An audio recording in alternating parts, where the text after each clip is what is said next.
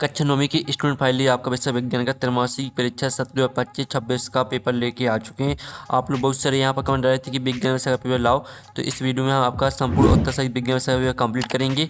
और साथ ही आप वीडियो को लाइक कर लीजिए, चैनल को सब्सक्राइब कर लीजिए। पूरा अंक आपका 75 अंक रहेगा, समय आपका 3 घंटे रहने वाला है। साथ ही आपके निर्देश आते हैं सही प्रश्न करना अनिवार्य है। दूसरा आता प्रश्न की मांग 1 से 5 तक वस्तुनिष्ठ प्रश्न है, तो आप यहाँ पर निर्देश पढ़ लीजिएगा। आप चलिए जो आपका पेपर वो देख लेते हैं। तो आप क्या आते हैं सही विकल्प का चयन कर लीजिए जो कि 6 नंबर के रहेंगे। तो पहला था पदार्थ की कितनी अवस्थाएं होती हैं, तो आपका आता 2, ऑप्शन आपका 3 दिया गया, ऑप्शन आपका 9 दिया गया, ऑप्शन 7 दिया गया है। तो पदार्थ की कितनी अवस्थाएं होती हैं, पदार्थ की होती हैं आपकी 3 अवस्थाएं। आपका 12 राइट आंसर रहेगा। फिर आपका दूसरा आता न्यूनतम बेसरण का गुण पाया जाता है, तो आपका आता ठोस, आता आपका द्रव, ऑप्शन आपका गैस दिया गया, ऑप्शन आपका दिया गया उपरोक्त में से कोई नहीं। तो जो आपके यहाँ पर दिया गया न्यूनतम बेसरण का गुण पाया जाता है, तो इसका आंसर आपका ठोस हो जाएगा। फिर आपका तीसरा आता निम्नलिखित में से कौन सा एक समांगी मिश्रण है, तो आपका था पानी में नमक और बाता रेत और पानी, सादा दूध और पानी और दादा तेल और पानी। तो निम्नलिखित में से कौन सा एक समांगी मिश्रण है, तो इसका आंसर आपका पानी में नमक हो जाएगा। चौथा आता 2 या 2 से अधिक पदार्थों का समांगी मिश्रण कहलाता है, तो आपका आता विलयन, बाता यौगिक और आता विलायक और दाता और में से कोई नहीं। तो 2 या 2 से अधिक पदार्थों का समांगी मिश्रण कहलाता है, तो चौथे का आपका राइट आंसर विलयन हो जाएगा। तो पाँचवा आता सोडा जल विलयन में विलय होता है, तो आपका आता CO2 आता है HO और आता है अल्कोहल और दाता O2। तो यहाँ पर सोडा जल विलयन में जो विलय होता है वो होता है आपका CO2 राइट आंसर रहेगा। फिर आपका 6वां आता वायु एक विलयन है, गैस में गैस का, और आता गैस में द्रव का, और आता द्रव का गैस में और दाता द्रव का हवा में। तो इसका राइट आंसर रहेगा गैस में गैस का। 6वें का आपका राइट आंसर हो जाएगा। अब प्रश्न 2 आता रिक्त स्थान पूर्ति की, जो कि आपके 6 नंबर के रहने वाले रिक्त स्थान। तो पहला आता जल का क्वथनांक ...) डिग्री सेल्सियस होता है, तो जल का क्वथनांक आपका होता है 100 डिग्री सेल्सियस। ठीक है, 100 राइट आंसर रहेगा आपका यहाँ पर पहले का। तो आपका दूसरा आता है ठोस कार्बन डाइऑक्साइड को डोंटो नाम से भी जाना जाता है। तो यहाँ पर ठोस कार्बन डाइऑक्साइड को शुष्क बर्फ, ठीक है, शुष्क बर्फ के नाम से जाना जाता है। शुष्क बर्फ आपका राइट आंसर हो जाएगा। फिर आपका आता है दूध से क्रीम अलग करने की विधि डोंटो कहलाती है, तो यहाँ पर दूध से क्रीम अलग करने की विधि आपकी अपकेंद्रण कहलाती है, कि अपकेंद्रण आपका इसका राइट आंसर हो जाएगा। और जो आपका आता है एक ही प्रकार के परमाणुओं से बने पदार्थ डोंटो कहलाते हैं, तो यहाँ पर एक ही प्रकार के परमाणुओं से बने पदार्थ आपके कहलाते हैं क्या, तत्व कहलाते हैं। और जो आपका 5वां था टिंडल प्रभाव डॉट विलयन द्वारा प्रदर्शित गुण है, तो यहाँ पर टिंडल प्रभाव कोलाइड, ठीक है, कोलाइड विलयन द्वारा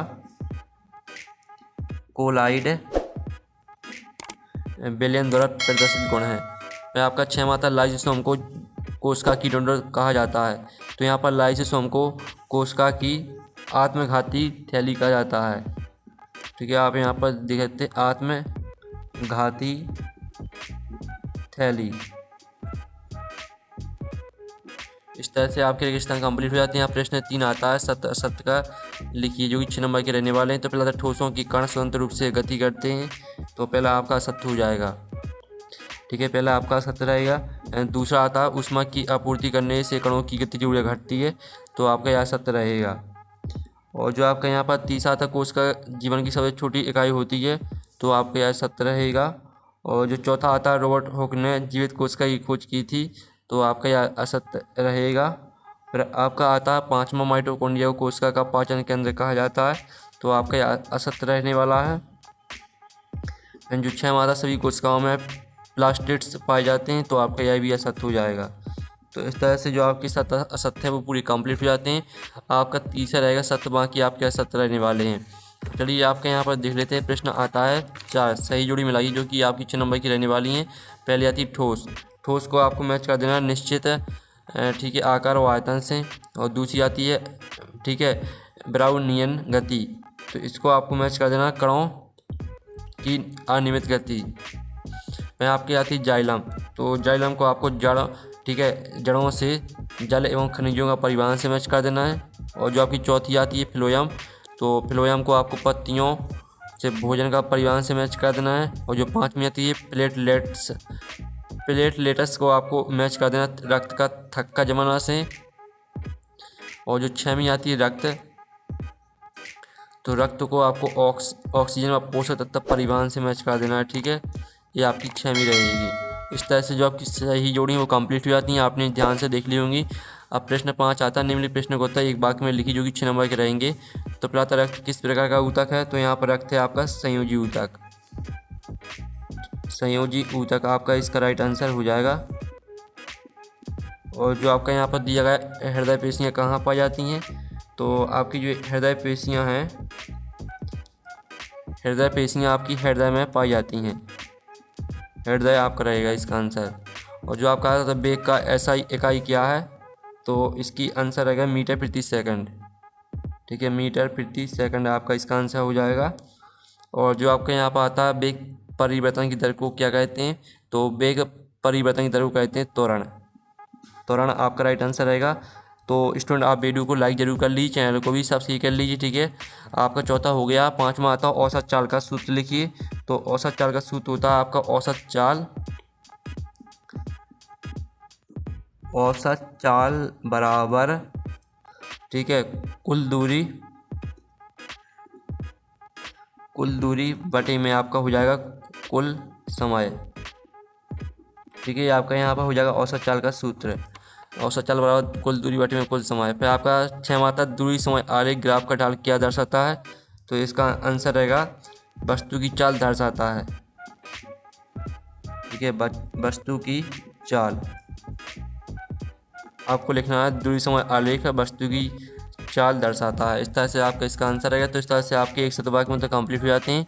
अब आते हैं प्रश्न 6। वाष्पीकरण को शीतलन प्रक्रिया क्यों कहा जाता है, अथवा गैसों के कणों के बीच की दूरी ठोसों की तुलना में अधिक होती है, क्यों। तो चलिए जो इनकी आंसर है वो हम यहाँ पर देख लेते हैं। और आप लोग वीडियो को लाइक कर लीजिए, हम बड़ी मेहनत से आपके लिए पेपर लाते हैं।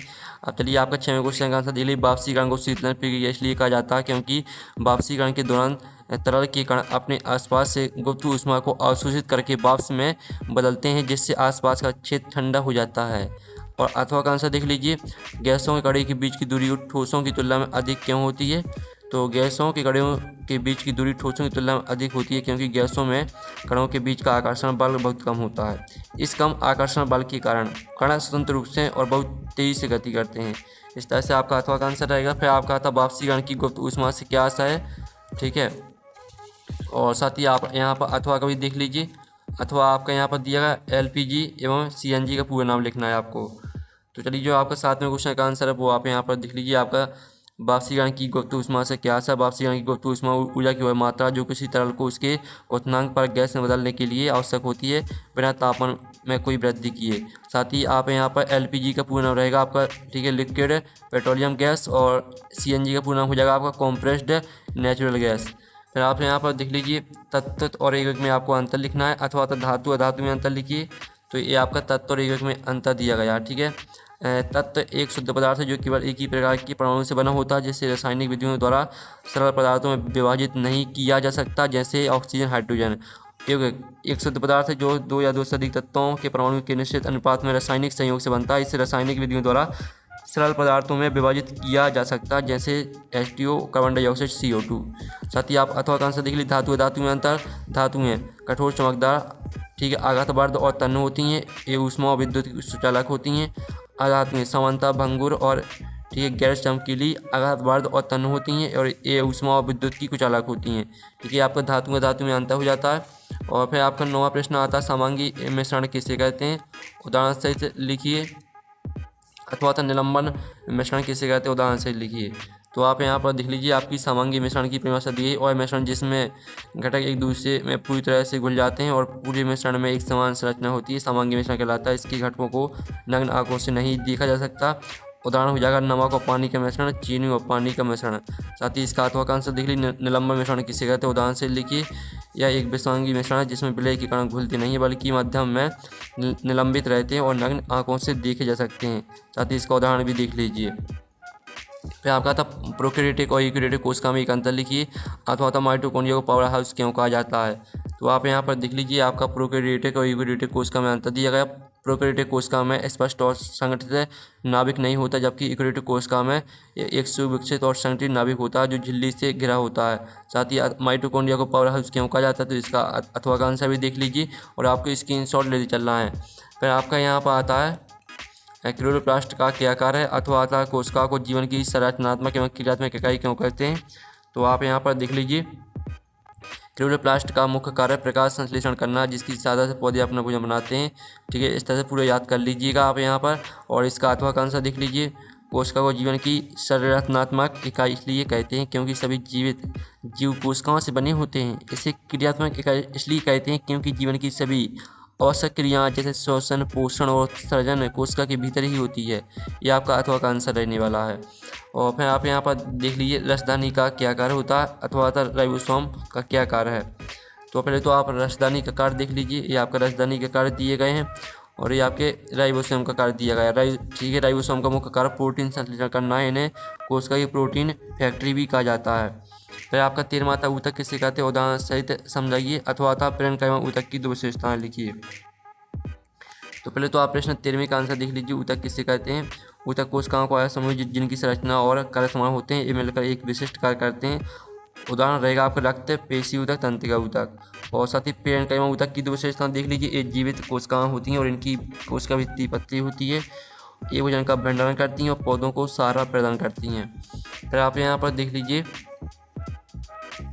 कंकालीय पेशियाँ की कोई 2 विशेषताएं लिखिए, अथवा था एरिओलर ऊतक की कार्य लिखी कोई 2।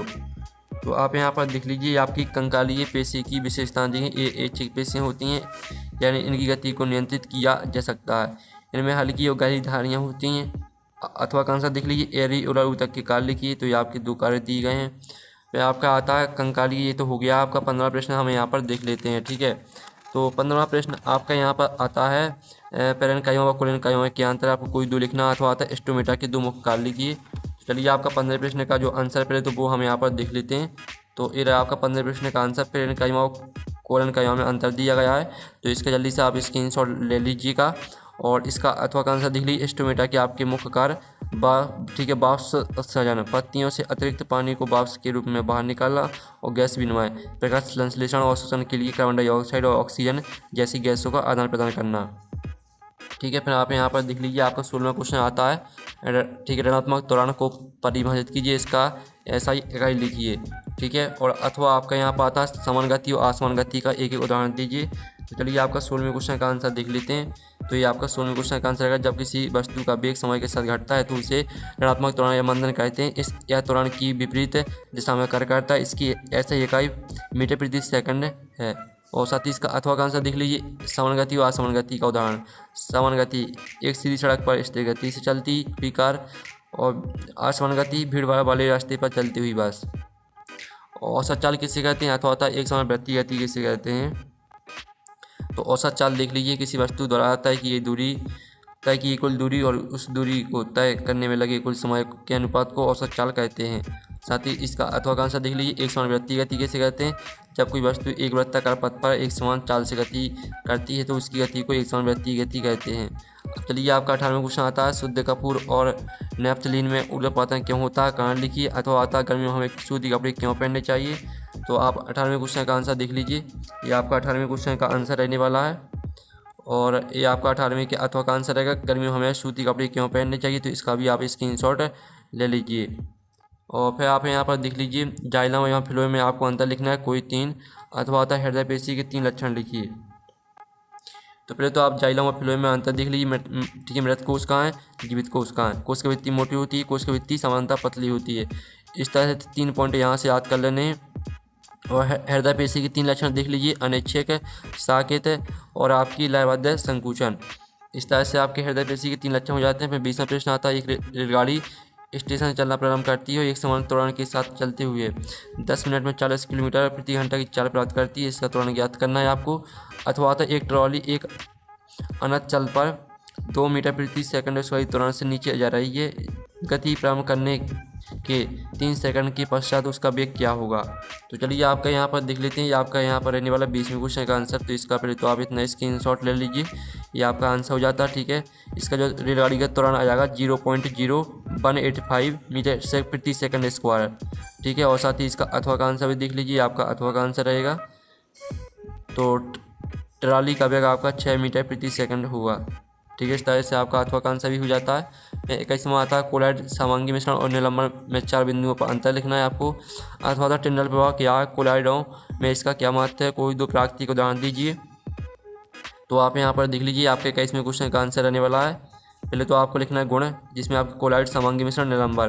प्रकृति, गुण में आपका आ जाएगा प्रकृति, कणों का आकार, स्थायित्व और टिंडल प्रभाव। फिर आप यहाँ पर विषमांगी मिश्रण, समांगी मिश्रण, विषमांगी मिश्रण 1 नैनोमीटर से 100 नैनोमीटर के बीच, 1 नैनोमीटर से कम और 100 नैनोमीटर से अधिक स्थिर होता है, पूरी तरह से स्थिर होता है। इस तरह से पूरी आपको अंतर याद कर लेने हैं। फिर आपका आता है टिंडल प्रभाव क्या है। तो इसका आंसर देख लीजिए, आपका अथवा वाले का आंसर रहेगा टिंडल प्रभाव, और टिंडल प्रभाव का उदाहरण भी देख लीजिए। ठीक है, स्क्रीनशॉट ले लीजिए।